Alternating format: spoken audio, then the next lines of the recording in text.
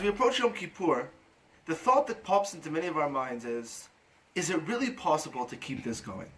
We come to Yom Kippur, we know it's going to be a day of spirituality, of connecting to Hashem, of tshuva, of reflection, of building on ourselves. But the question is it really possible to take that next step and to turn everything we experience on Yom Kippur into something which is actually a reality?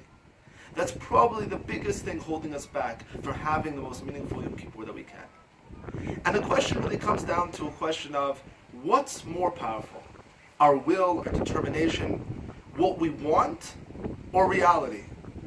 And you can be the most optimistic person in the world, but at the end of the day, reality dictates the fact that last year it didn't go as planned. And the year before that, and the year before that. And so therefore, reality very often stands in front of us as an obstacle that doesn't allow us to fulfill the things that we really want, and even the things that we're so determined to accomplish.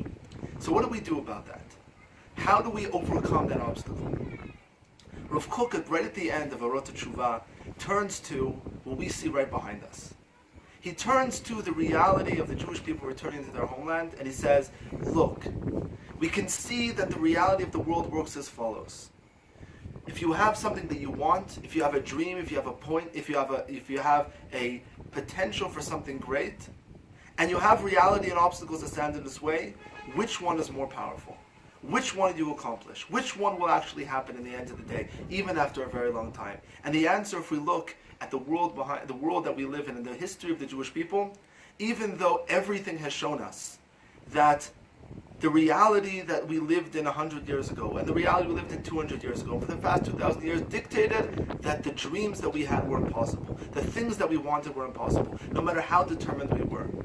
However, that determination and that hope did not wane. The emunah that the Jewish people have had did not fervor one way or the other. And therefore, eventually it was accomplished. Rav Kook says, based upon that reality, we have to realize one thing about life.